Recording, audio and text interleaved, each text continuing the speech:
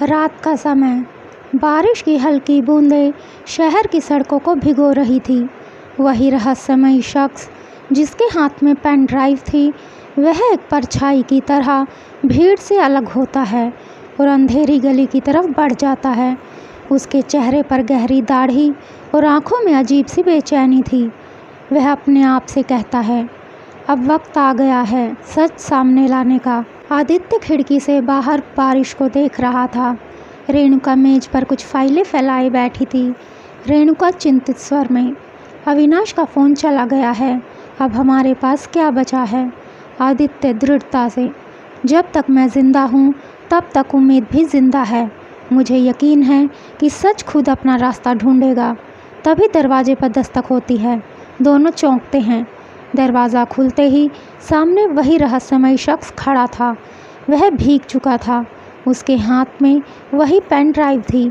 वह शख्स धीरे से बोला, मेरा नाम अमित मल्होत्रा है। मैं कभी रमेश चौधरी का अकाउंटेंट हुआ करता था।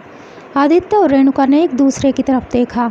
अमित ने आगे कहा, मैंने सालों तक उसके काले पैसों का हिसाब किताब संभाला है, पर जब मैंने उसकी करतूतों को देखना शुरू किया तो पछताने लगा।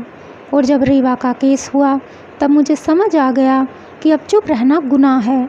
उसने पेन ड्राइव मेज पर रखते हुए कहा, इसमें वो सारे रिकॉर्ड हैं जिनमें रीवा की मौत से जुड़े सबूत भी हैं। रेणुका ने कंप्यूटर पर पेन ड्राइव लगाई। स्क्रीन पर कई फाइलें खुली। काले धन की एंट्रीज, राजनीतिज्ञों को किए गए पेमेंट्स, गोपनीय वीडियोस और एक फोल्डर जिसका नाम था आर केस। आदित्य की सांसें थम गई। उसने फोल्डर खोला। अंदर वीडियो था। वीडियो में दिखा रीवा किसी पार्टी में थी। वह कुछ रिकॉर्ड कर रही थी। अचानक रमेश चौधरी फ्रेम में आया और रीवा को पीछे खींच लिया। आवाज़ आई, बहुत जानती हो तुम, अब चुप रहना सीख लो। फिर स्क्रीन काली हो गई। रेणुका कपकपाती आवाज़ में, मतलब रीवा ने रमेश के खिलाफ सबूत जुटा लिए थे और उसी वजह से उसे। आदित्य की आंखों में आंसू छलक आए। उसने अपनी मुट्ठी कसी। अब मुझे यकीन हो गया है, मेरी बहन का कातिल वही है। जैसे ही वे फाइलें कॉपी करने लगे, कंप्यूटर स्क्रीन पर एरर का मैसेज आया।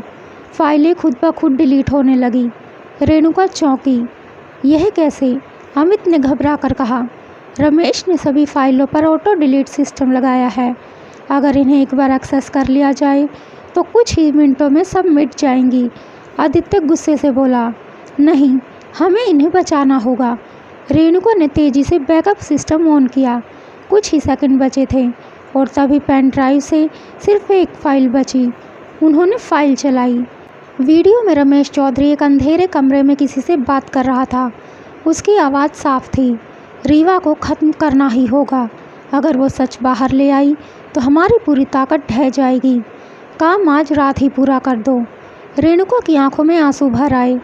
आदित्य ने अमित की ओर देखा। अब हमें इसे दुनिया के सामने लाना ही होगा। अमित डरते हुए बोला, पर सावधान रहना। रमेश को पता चल गया कि ये सबूत बच गए हैं तो वो हमें ज़िंदा नहीं छोड़ेगा। इसी पल घर की खिड़की के बाहर से किसी के कैमरे की फ्लैश चमकी। आदित्य बाहर भागा, लेकिन कोई नहीं दिखा। रेणुका कांपते हुए बोली, इसका मतलब रमेश को पहले ही पता चल गया है कि हमारे पास उसके खिलाफ सबूत हैं। आदित्य ने धीरे से कहा, तो अब खेल खत्म करने का वक्त आ गया है। उधर रमेश चौधरी एक आलीशान कमरे में बैठा मॉनिटर पर वही फाइल देखते हुए मुस्कुरा रहा था। उसकी आंखों में ठंडी चमक थी। रमेश, ये तो बस दरवाज़ा खोलने की शुरुआत है। असल खेल तो अब शुरू होगा।